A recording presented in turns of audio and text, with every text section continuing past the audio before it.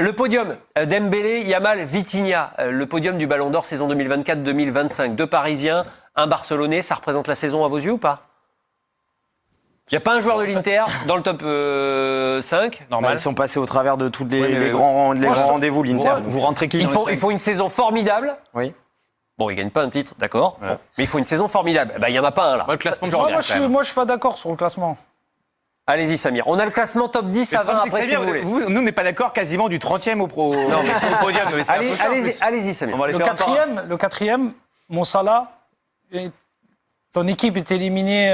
C'est super bien payé. Ouais. C'est très bien payé. Je trouve l'absence de Pedri dans le top 10, pour moi, normal, avec la saison qu'il a réalisée. 11e, Pedri. Cole Palmer, ok, il fait, sur la finale, il marque un doublé, mais pour moi, le meilleur joueur de la finale, c'est Caicedo. Et il a eu un creux pendant 4 mois durant la saison. Il gagne l'Europa League Conference. Ça ne mérite pas d'être dans le top 10 pour moi. Il gagne 2 trophées. Mais Coupe du Monde des clubs qui est nouvelle et c'est des critères, quoi. La Ligue Conférence. Lewandowski, et il est très sympa et ça compte le fair play.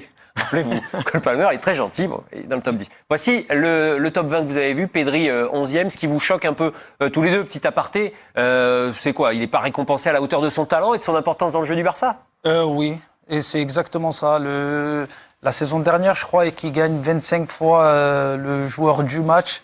Il est capital dans le collectif barcelonais. C'est avec Frenkie de Jong, c'est les 2 joueurs qui arrivent à contrôler le tempo d'une équipe.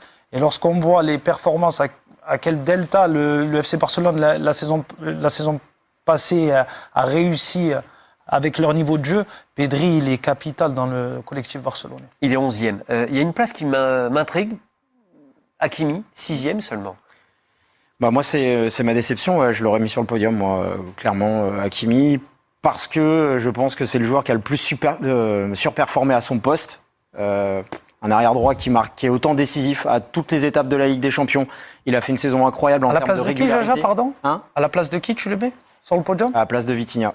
Même si Vitinha, je ne l'enlève pas, il le mérite aussi, la 3e place. Mais pour récompenser en fait cette super activité, que ça soit en sélection, en régularité, décisif devant le but. Enfin, franchement, Hakimi réalise une saison, j'ai jamais vu un latéral droit être aussi bon. Et il aurait mérité pour moi d'être sur le podium. Ah pardon, j'ai eu aussi João Neves qui n'est pas dans les... Non, il est au-delà de la 20e place. 19e, Neves. Mais après, les Madrigal... Il est dans les 15 premiers pour moi. Facile, João Neves sur la saison. Il y aurait pu avoir un podium 100% parisien, à vrai dire. Parce que... Pour moi, Yamal est champion d'Espagne. Non, mais je suis désolé, Yamal, il n'est même pas élu joueur de la saison en Liga. Oui, mais il a crevé l'écran. Alors, sur la double confrontation avec l'Inter et sur d'autres matchs, son talent, il n'y a pas de problème. À 18 ans, faire ce qu'il fait. Il y a aussi ça. Le caractère, dans les critères, il y a le caractère impressionnant du joueur. Yamal, tu payes ton billet pour aller le voir au stade. Mais si on regarde sur la saison les titres gagnés, et l'importance... Oui, mais à la fin de la fin, il n'y a qu'un vainqueur par championnat et qu'un vainqueur de la Ligue des Champions. Donc on peut mettre 11 Parisiens du 1 à 11. Je trouve que Yamal sur le podium, c'est loin d'être choquant par rapport à sa classe. Après, effectivement, le classement d'Hakimi, il me surprend parce que... C'est du direct, tiens, pardon. Je ne sais pas ce que peut faire de plus un arrière-droit que de marquer en quart, en demi, en finale, de jouer absolument tous les matchs. Aussi, accessoirement, avec son pays, d'avoir été 3e des Jeux Olympiques. C'est pas une compétition majeure, les Jeux Olympiques. Sélection de football, c'est pas totalement rien non plus. De tout gagner. Donc en tout cas, les Parisiens doivent être rassurés parce qu'ils ont mis tellement d'énergie à ce qu'ils puissent pas s'exprimer qu'ils avaient peur que les votes soient dilués avec Dembélé et les autres. Au final, ça l'a pas empêché le triomphe d'Ousmane. On sait parfaitement que dans 99,8% des cas, c'est un joueur offensif qui gagne. Donc c'est mission impossible pour un... Non, mais Rodri, qui est un joueur milieu défensif, l'a eu. Non, mais voilà, de temps en temps, il y a un truc improbable. Des noms pas très flatteurs comme Cannavaro l'ont eu. Zammer... mais alors, faut remettre dans le contexte. Hakimi qui a des stats, tu l'aurais eu, j'aurais pas trouvé ça choquant. Mais non, mais c'est... mais Cannavaro est là parce qu'il gagne la Coupe du Monde. C'est la France qui a la Coupe du Monde, c'est Henry ou Zidane. Lui, il a gagné l'équivalent de la Coupe du Monde, puisque cette année, il n'y a pas de Coupe du Monde, tu gagnes avec des champions. Oui. Tu fais 3 des JO, tu gagnes tout le reste, finale de... Il y a 2 Parisiens sur le podium, quoi, en fait. Ouais. Et vous les récompensez. Après, c'est les journalistes, il y a chacun sa vision du football. Non, mais bien sûr. Il y en a qui vont... Même comme c'est un défenseur, ils vont un peu le... Je pense aussi que le classement de Salah, qui de notre point de vue est anormalement haut, prend des votes à Hakimi, puisque qu'on le veuille ou non, la réalité c'est que les gens votent aussi en fonction de leur continent, Bien sûr. des pays les plus proches, etc. On peut imaginer, j'ai pas encore le détail des voix, mais on l'aura bientôt, que dans le continent africain, les pays arabes, c'est etc., sûr. Salah est très haut. Parce Donc à un que pour moment donné, moi- celui qui met beaucoup de points à Salah, bah, il met pas Hakimi D'accord, parce premier. que Donc pour- parce que ça pour moi, joue que- aussi avec ça. Quelqu'un qui est éliminé en huitième de finale, alors il fait une saison XXL en termes première de ligue. stats, c'est En termes de très stats, costaud. c'est très très fort. Mais éliminé en huitième de finale et terminé quatrième, Mais s'il est demi-finaliste, il prend le ballon d'or. Alors, si je suis Mais parce raisonnement. qu'il est là tous les ans, Samir. Alors- Et du coup, il est dans la Oui, tête dans des votants l'inconscient. comme d'autres Salah, il est joueurs 3 qui fois sont très meilleur bien buteur. passés. Salah, il est 3 fois meilleur buteur de première ligue et c'est le championnat le plus regardé au monde. Rappelons-le, oui, oui. il y a 100 votants, 100 journalistes issus de 100 pays différents, les 100 meilleurs pays au classement FIFA. Ils regardent tous la première Alors, ligue, ça c'est oui, sûr. mais regardez, je vais vous faire un contre-argument. Tout à l'heure, vous avez dit pour Yamal, mais il a gagné que le championnat. Oui, Il a quand même fait une demi-finale de Ligue des Champions. bien sûr. Bien sûr. Et donc Salah qui est quatrième en étant éliminé Mais- en huitième de mais finale. je suis d'accord avec vous. Trouvez ça normal? Parce Mais que je personne ne pense regarde que- la première ligue, personne ne la regarde la Ligue des Champions. Vous avez raison, Nicolas. Je dis pas ça, je dis simplement que Non, mais bien Salah, sûr, ça ça peut compte. s'expliquer par l'impact de la première ligue sur la planète. Pour moi, il y a l'impact de la première ligue et il y a la régularité. Et Salah, ça fait 10 ans plus ou moins qu'il est dans le concert. oui. Comme d'autres qui sont très bien placés dans ce top 10, ils y sont notamment parce qu'ils sont là depuis Oui, 10 mais ans. Salah, il est dixième. Ça va, Ouais. je suis pas choqué, mais pas absolument. quatrième. Là, il est au pied du podium. Et Rafinha 5 5, oui, voilà. Moi, je l'aurais vu un peu plus haut, quand même. Rafinha fait une place, saison mais alors- très très solide aussi. Ah oui. Ouais, mais Je veux bien. Mais, c'est le dur. podium, il va faire 20 mètres de large, il y aura 3 troisièmes, Non, 3 je dis deuxièmes. pas, place de Salah. podium, mais si vous prenez les chiffres bruts, il Ouais. explose Ah bah, Yamal, par il a exemple. été élu meilleur joueur de Liga, c'est très bien. Il explose Yamal C'est très bien. en stats. Chacun son trophée, Eh, bien et il en sûr, faut pour attendez. tout le monde, Nico. Bon, vous avez envie d'entendre ou de lire une réaction de qui autour de la table? Tiens, Bertrand. Bah, de Dembélé. Ah oui, et Non, si moi, vous moi, deviez c'est avoir un Enrique, autre. moi. Un Est-ce- autre Est-ce qu'il y a quelqu'un qui est programmé pour commenter comme Allez, ça? je vous dis, bravo mon frérot, je suis tellement content pour toi, tu le mérites et on se voit vite en équipe de France. Un truc comme ça, non? Alors, Kylian Mbappé, sur son compte Instagram, son réseau social Et préféré. dommage, il n'a pour pas pu venir parce qu'il s'exprimer voulait de la absolument venir et les Real, il a planète. dit Et non. vous, mais, Ousmane Dembélé, c'est les émotions, Oh, mon mais- frère, tu mérites Et fois je 1000. suis pas mal, hein? Ouais, c'est pas mal. Pour être community manager. Ouais, mais vous n'avez pas pensé à la patrouille de France qui passe derrière. Ouais, voyez-vous. exact. C'est vrai. Il y a peut-être un lien à travers ça. La patrouille. Mais c'est vrai que qui le cru quand même? Dembélé, Ballon d'Or avant Kylian Mbappé. C'était Voilà, pas Ça, écrit. ça hein. valait une cote quand même. Là, c'est grosse cote. Ouais. Ça valait une Là, cote, c'est quand même. grosse cote. Après, quand Tiens. il est à Dortmund, il est annoncé comme. Oui, tout à Oui, fait. oui, c'est sûr. Quand il signe au Barça, il est annoncé comme le crack Mais il intersidéral. avait d'ailleurs déjà dans son contrat une prime Ballon d'Or à Dortmund. Ah oui. Donc c'est pas non plus, ça fait un moment que. Ça vient pas de nulle part. Le Barça, Dortmund, les deux clubs étrangers dans lesquels Ousmane Dembélé a joué, et il y a un attaquant qui évolue en Ligue 1, qui a évolué aussi dans ces deux clubs-là. Pierre-Emerick Aubameyang. Et il répond, et il est ému pour son ancien coéquipier. Dembélé quelque part. Non, En tant que c'est- Marseillais, je peux dire c'est quelque dur. chose pour. Non, non. Il faut que personne lui en tienne rigueur parce qu'il supporte son ami. Il a gagné le Ballon d'Or, c'est largement mérité. Et il se doit de le dire. Et... Bon, avec ce qui s'est passé ce soir, je pense que ça va passer crème. Ça. Oui. Oui, surtout si ça fait une défaite 3-0, tu peux dire en Oui. plus. Oui. Ah, là, Qu'est-ce oui. que je suis content pour Dembélé, là c'est plus dur. Mais bon, là, Oui, là, c'est plus dur, ça c'est passe. clair. Ousmane Dembélé, Ballon d'Or, 6e français à soulever ce Ballon d'Or. Ça vient couronner un petit peu tout ce que le football français a de meilleur. C'est vrai qu'il y a quelques temps, on n'aurait pas imaginé Ousmane pouvoir lever ce trophée. À force de courage, d'abnégation et surtout, comme l'a dit Samir, de sincérité, il est resté lui-même tout le temps, malgré les difficultés, les embûches. Il a une formation accélérée au Stade Rennais, il a connu des grands clubs, ça n'a pas toujours été facile pour lui. Et puis il a connu la consécration avec le Paris Saint-Germain, donc comme quoi il ne faut jamais rien lâcher. Encore un Ballon d'Or avec qui vous avez joué. Hein. Et ouais. La liste commence à s'allonger, Christophe. Ça hein. commence à faire beaucoup. Bon, Benzema, Dembélé. J'ai cru que tu parlais à Bertrand. Ah, mais... Bertrand, je sais que vous vous appréciez avec Ousmane Dembélé. Vous nous parlez du joueur ou de l'homme que vous côtoyez? Bah, je suis vraiment super content pour lui, quoi, parce que ça a été un parcours qui a été parsemé d'embûches, avec des blessures et aussi une évolution qui a été la sienne de s'y mettre davantage qu'en début de carrière. Donc il y a une grande émotion à le voir triompher. Et pour rejoindre un petit peu ce que disait Samir, Samir, ça a été un grand joueur, il a joué avec beaucoup de grands joueurs. Nous, on les voit, on les côtoie différemment, les sportifs de haut niveau. Et je trouve que c'est le footballeur de ce niveau-là que je connaisse qui est le plus normal, en fait. Dont les rapports humains peuvent être aussi fluides. Et donc, évidemment. normal, moi. Comment? C'est pas normal. Non, mais si. Moi, j'ai pas été journaliste quand tu jouais, malheureusement, Samir. J'aurais adoré. T'aurais eu des bonnes notes souvent, en plus. Mais côtoyer Dembélé, c'est un plaisir. C'est un plaisir de le voir jouer. Et il est aussi agréable en dehors et ça gâche rien.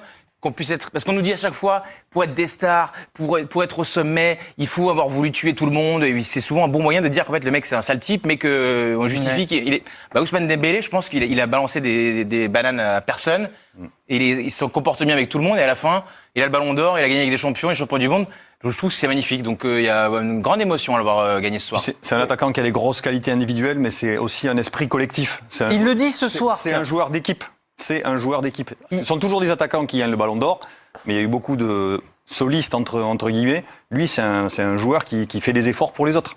Dembélé devant Yamal et Vitinha, c'est le podium du Ballon d'Or saison 2024-2025 avec la victoire de la Ligue des Champions à la clé. Dominique, les critères sont respectés. Votre point de vue d'observateur, qu'est-ce qu'il fallait être décisif, être impressionnant aussi, ça compte. On a fini par douter parce que Yamal. Parce que ça n'a pas fuité, c'est pour ça. Certains en avaient plein la bouche, mais effectivement, si on se penche sur les critères qui sont plus précis sur ces dernières saisons, oui, c'est mérité. Critères, performance individuelle collective.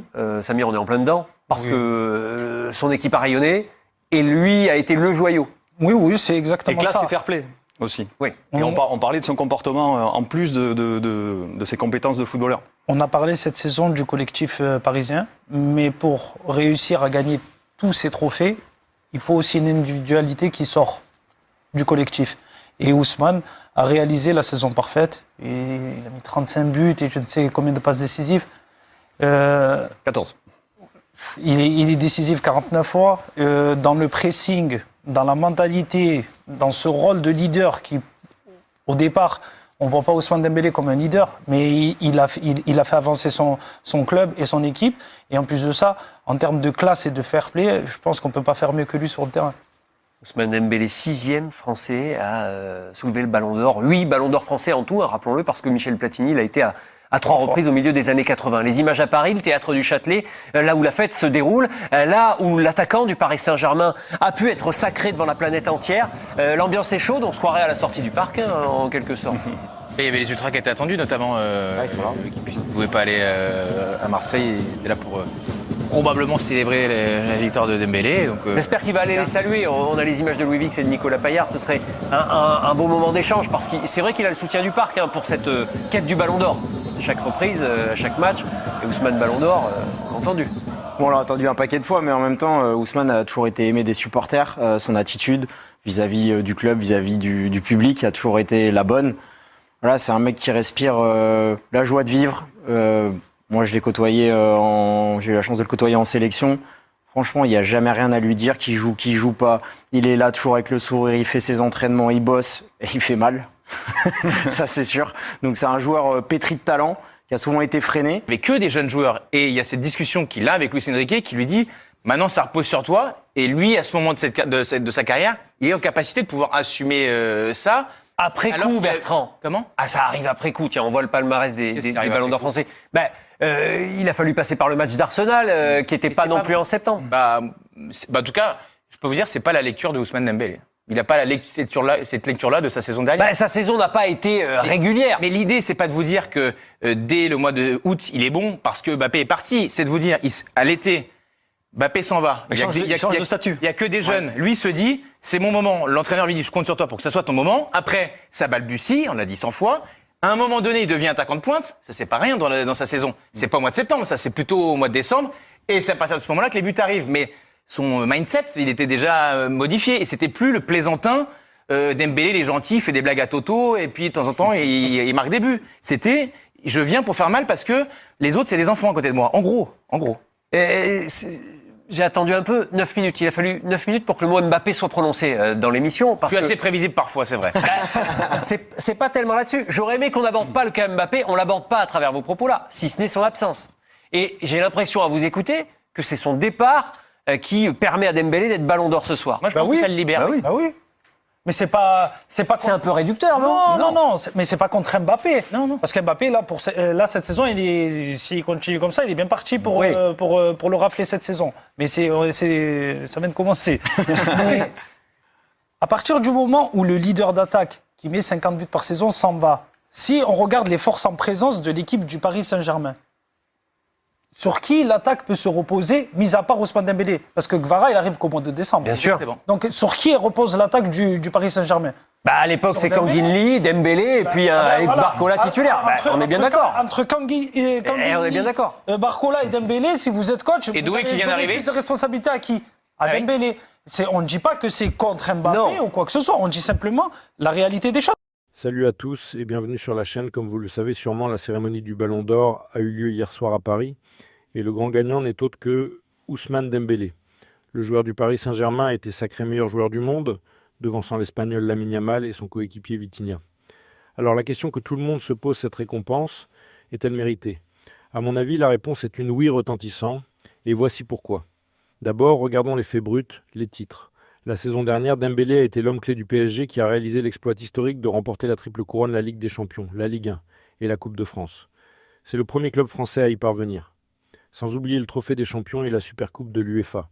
Dans ce contexte, récompenser le leader offensif d'une équipe aussi dominante a une logique implacable. Mais un ballon d'or ne se gagne pas seulement avec des titres collectifs. C'est aussi une question de statistiques individuelles hallucinantes. Dembélé a inscrit 35 buts et délivré 16 passes décisives en 53 matchs, toutes compétitions confondues. Il a été élu joueur de la saison en Ligue des Champions. Et surtout, il y a eu un élément déclencheur en décembre. Son entraîneur Luis Enrique l'a repositionné au centre de l'attaque. Résultat, 30 buts marqués à partir de cette date. Cette transformation tactique a libéré tout son potentiel de frappeur. Et puis, il y a l'histoire personnelle. Son discours émouvant, les larmes aux yeux lorsqu'il a remercié sa mère venue le rejoindre sur scène. Le fait que la légende Ronaldinho, ancien joueur du PSG et de Barcelone, lui ait remis le trophée, c'est un symbole fort. Pour un joueur souvent critiqué par le passé, c'est l'aboutissement d'une rédemption incroyable. Alors, pour en revenir à notre question initiale, Ousmane Dembélé mérite-t-il son ballon d'or? Absolument. C'est la convergence parfaite entre des titres majeurs, des statistiques personnelles éclatantes, une évolution tactique décisive sous l'égide de Luis Enrique, d'ailleurs sacré meilleur entraîneur, et une histoire qui touche le cœur. Il n'y a tout simplement pas eu de joueur plus décisif que lui sur la scène mondiale cette saison. C'était mon analyse. En tout cas, félicitations à Ousmane Dembélé. Maintenant, je vous laisse la parole, êtes-vous d'accord avec ce choix? Qui était votre favori? Dites-le moi dans les commentaires, likez si vous avez aimé la vidéo, et abonnez-vous pour ne rien rater des prochains débats. À très vite.